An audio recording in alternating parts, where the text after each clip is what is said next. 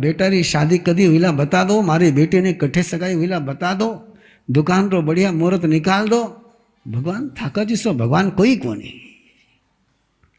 आज के जमाने में तो भगवान बहुत सस्ते हो गए, इतने सस्ते भगवान कभी नहीं हुए। मैं एक प्रसंग दे रहा हूं, कितने के पल्ले पड़ेगा मुझे पता नहीं, और आज तो पल्ले पड़ने का कोई लक्षण दिखता नहीं। बात है 1976 की। गुरुदेव घोड़ नदी से विहार कर अहमदनगर पधार रहे थे, और अहमदनगर वालों ने गुरुदेव के प्रवेश के उपलक्ष्य में एक पैम्पलेट छापा था। तो पैम्पलेट मेरे से करेक्शन कराया था, और करेक्शन कराया वो छपकर आने के बाद गुरुदेव के हाथ में पहुंचा। उसमें सब संतों के नाम के पीछे पूज्य लिखा हुआ था। महामंत्री जी ध्यान से सुनना है, आज तक किसी के पीछे पूज्य नहीं लिखोगे तो तुम्हें पूज्य बना देगा वो। सारे संतों के नाम के पीछे पूज्य लिखा हुआ था। गुरुदेव ने वो पैम्पलेट हाथ में लिया, बोले किसने अप्रूवल दिया? मैंने कहा मैंने किया। बोले हर संत के पीछे पूज्य लिखा, मेरे समझ में नहीं आया क्या गलती हो गई। गुरुदेव ने कहा पूज्य ये पदवी है। पूज्य क्या है? पहले आचार्य को पूज्य महाराज कहा करते थे, अबे तो प्रवीण ऋषि परम पूज्य, पूज्य से नहीं रिया, कहीं बन गया परम पूज्य बन गया। पता नहीं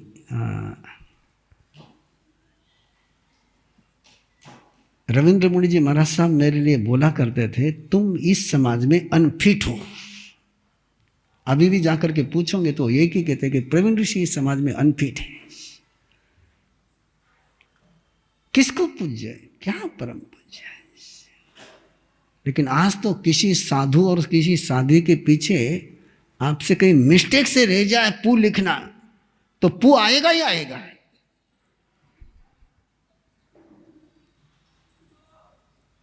तो श्रावस्ती नगरी में पहुंचा, अपनी दुकानदारी बहुत मस्ती से जमाई। भगवान महावीर तो अपनी साधना में लग गए। भगवान महावीर साधना सिद्ध कर करके आए।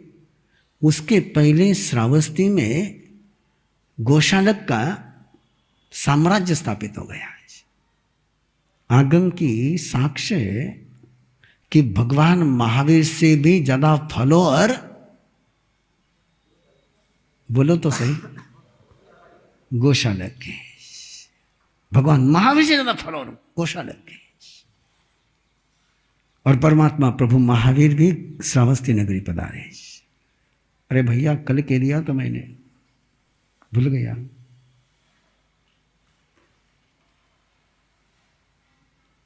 गोशालक भी वहां पर है, परमात्मा भी वहां पर है। और गोशालक स्वयं को क्या कहलाता है? आई एम ए तीर्थंकर, मैं सर्वज्ञ हूं, मैं सर्वदर्शी हूं। और लोगों को कोई अविश्वास करने का कारण नहीं। जब सपना बता दे तो बाकी क्या छिपा हुआ है।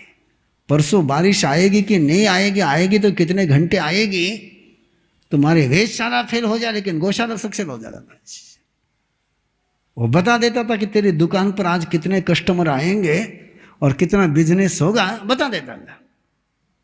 वो बता देता था कि तेरा आज क्या नुकसान होने वाला, आज क्या प्रॉफिट होने वाला है। और जैसा वो बताता था वैसा ही होता था। तो यदि इंदौर में कोई ऐसा आकर के बैठ जाए, हाँ, तीर्थंकर से भी बड़ा है। सारे पुलिस को लगना पड़ेगा बंदोबस्त के लिए। ऐसे नगरी में परमात्मा भी पधारे। परमात्मा का भी धर्म सभा होने लगी और लोगों में चर्चा शुरू हो गई कि श्रावस्ती में एक साथ दो सूरज हैं। कितने सूरज हैं? दो सूरज हैं, एक भगवान महावीर और एक गोशालक। इंद्रभूति गौतम ने जाकर के परमात्मा से पूछा कि लोग ऐसे कहते हैं कि एक साथ दो तीर्थंकर हैं नगरी में, एक गौशालक है एक आप हो। और परमात्मा ने फिर बोलना शुरू किया कि गौशालक तीर्थंकर नहीं है, और गौशालक का पूरा की पूरा पास्ट भरी सभा में खुला कर दिया है कि कैसा था, कैसा मेरे पास आया, कैसे गिड़गिड़ाया, क्या मेरे से सीखा, क्या क्या उद्योग करे, उसका पूरा की पूरा चिट्ठा खोल करके रख दिया। अब जैसे चिट्ठा खोल करके रख दिया, गौशालक के पास खबर पहुंची, गौशालक के पास खबर पहुंची कि मेरा पास्ट जो श्रावस्ती नगरी में किसी को पता नहीं, किसी को पता नहीं था, और आज सबको पता चल गया, अरे ये तो ऐसा, ये तो ऐसा, ये तो ऐसा है। ऐसे श्रावक के दूसरे व्रत में आपको पचकान दिए गए हैं, किसी का रहस्य प्रकाशित, तो भगवान महावीर ने क्यों प्रकाशित किया? फिर मैं शासन कथा कर रहा हूं, मैं कोई कथा नहीं सुना रहा हूं तुमको। और ऐसा रहस्य प्रकाशित किया कि जो गौशालक और भगवान महावीर के अलावा किसी को पता था ही नहीं। उसकी पूरी जमी हुई दुकान डवाडोल हो गई। ऐसी कम से कम मैं 8 दिन कहानी चलाता हूं ये। तो आनंद नाम का एक संत परमात्मा का गोत्री के ले गया है, गोत्री के ले गया, तो गौशालक ने उसको बुलाया और बोले जाकर के तेरे गुरु को कह देना, तुझे भी बहुत मिला है, मुझे भी बहुत मिला है, तू तेरी दुनिया में रहे, मैं मेरी दुनिया में रहता हूं, फालतू मुझे छेड़खानी मत कर। और मुझे छेड़खानी करी तो एक मस्त स्टोरी सुनाई व्यापारी की, कि व्यापारी प्रवास में थे, 3 बाम्बियां खोली, बहुत कुछ मिला, चौथी बाम्बी खोलने के गए तो एक सयाने ने कहा इसको मत छेड़, बोले छेड़ना है, और छेड़ा तो उसमें से दृष्टि भी सर्प निकला और सारे जल करके समाप्त हो गए। बोले याद रखना, कह देना उस महावीर को जा करके कि तुमने मुझे छेड़ा तो मैं तुमको जला करके भस्म कर दूंगा। किसको कह रहा है वो? हाँ? जिनसे कुछ सीखा है उनको कह रहा है। अब आनंद तो घबरा गया, वो लौट करके आया और भगवान महावीर को कहा कि गौशालक मुझे मिला और उसने ऐसा ऐसा धमकाया है कि उसने कहा है कि आप चुप बैठ जाओ। और बहुत सारे तुम्हारे जैसे लोग भी होंगे, भगवान महावीर को कहा कहने बोलो चुप बैठ जाओ ना। मुझे भी बहुत लोग कहते आकर के चुप रह जाओ ना। अब मेरे महावीर चुप नहीं रहे तो तुम मुझे क्या चुप कर पाओगे? मैं महावीर का बेटा हूं और उनकी विरासत लेकर के जिंदा रहता हूं। भगवान महावीर ने अपने साधु साधियों को बुलाया और सबको हिदायत दी कि गौशालक अग्नि ज्वाला में मास्टर है, ज्वाला मास्टर है, अग्नि मास्टर है। वो आएगा, अनसंट बोलेगा, तुम बीच में टपकना मत, मैं और वो देख लेंगे, तुम बीच में बोलना मत। कोई भी बीच में बोलेगा तो गौशालक उसको जला करके रख देगा। और ये कहते तब तक तो गौशालक साइक्लोन बनकर करके पहुंच गया, और पहुंचते उसने परमात्मा को चुनौती दी कि तुम जिसको अपना चेला कहते हैं वो मैं नहीं हूं। ये तुम्हारे गौशालक की बॉडी है लेकिन सोल उसका नहीं है। झूठ बोलने की सीमा तो कुछ हो, है ना। और ऐसी फिलॉसफी रची उसने, ऐसी फिलॉसफी रची कि मैं इसके पहले इसके बॉडी में था, उसके पहले उसके बॉडी में था, उसके पहले उसके बॉडी में था, उसके पहले उसके बॉडी में था। ये मेरा सातवां शरीर है, ये लास्ट बॉडी है मेरी।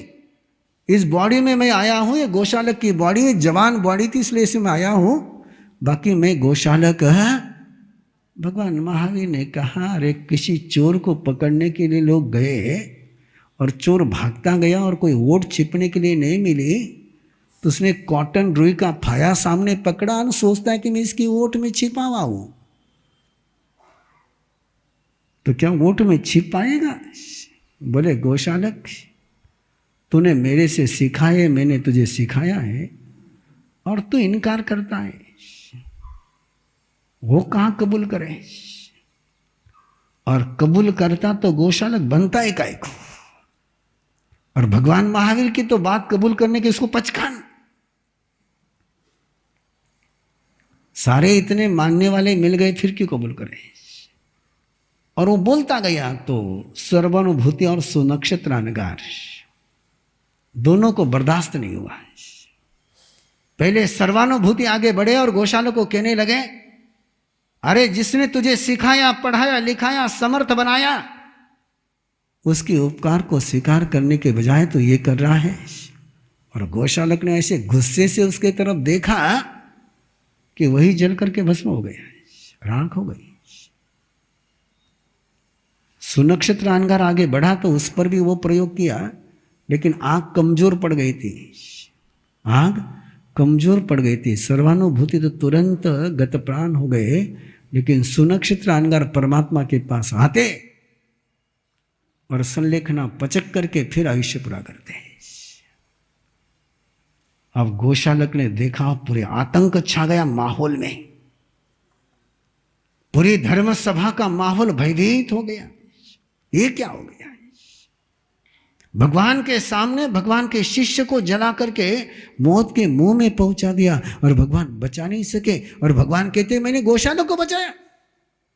लोगों के मन में द्वंद्व शुरू हो गया, गौशालक को बचा सकते तो फिर अपने चेलों को क्यों नहीं बचाया? और फिर गौशालक ने भगवान महावीर पर भी आग छोड़ी, लेकिन भगवान महावीर पर वो आग टच नहीं कर पाई। वो प्रदक्षिणा कर करके वापस गौशालक के मुंह में घूम गई। और गौशालक परमात्मा को कहता है कि तुम मेरी इस प्रयोग के कारण से मर जाओगे 6 महीने के अंदर। और परमात्मा कहते हैं गौशालक, मैं तो और 16 साल रहूंगा। कितने साल? तू 8 दिन के अंदर चले जाने वाला है। अगली बात, पहले सारे साधु साधुओं को बुला करके कहा था कि तुम गौशाला को कुछ मत बोलना है, और आप भगवान महावीर सारे साधु साधुओं को बुलाकर कहते हैं अब तुमको जो गौशाला को बोलना है बोलो, तुम्हें जो उसको उल्हाना देना है, जो टॉन्ट कसने हैं, जो ताने कसने हैं, जो समझाइश देनी है, सारी दो बोले। अब वो तुम्हारा बाल भी बांका नहीं कर सकता है। और सारे साधु साध्वी जाकर के गौशालक को ऐसा सुंदर सुंदर बोलते हैं ना कि गौशालक को पूरी जिंदगी भर नींद नहीं आई। उसके बाद 7 दिन गौशालक को नींद ही नहीं आई। कभी इस संत का शब्द याद आए, कभी उस संत का शब्द आए, वो मुझे ये बोलता, वो मुझे वो बोलता, वो मुझे वो बोलता, वो मुझे वो बोलता, और पागल हो गया गौशालक। मौत सामने नाचने लगी, आग घर में, शरीर में पूरी आग लग गई। और आखिरी रात गौशालक की अक्ल ठिकाने पर आई। जिस दिन उसकी, जिस रात उसकी मौत होनी है, उसको अक्ल आई। उसने अपने चेलों को बुलाया और चेलों को बुला करके कहा भगवान महावीर के बहुत उपकार है। भगवान महावीर ने जो कुछ फरमाया वो सच है, मैं जो जो बोला वो झूठ है। अब मैं मरने वाला हूं, मरने के बाद मेरा सेलिब्रेशन मत करना है, मेरी मौत का सेलिब्रेशन मत करना है। मैं अपराधी हूं, मैं गुनहगार हूं, मैं गुरुद्रोही हूं, ये पूरे नगरी को पता चलना चाहिए। चाहे जितने पुराण और आगम उठा करके देख लो, जिस तरीके से गोशालक ने पछतावा किया और किसी ने नहीं किया। और क्या उसने व्यवस्था करी कि मेरे मरने के बाद मुझे कंधों पर पालकी में बैठा कर मत ले जाना, मेरे बाएं पांव के अंगूठे को रस्सी बांधना, पांव को नहीं, किसको?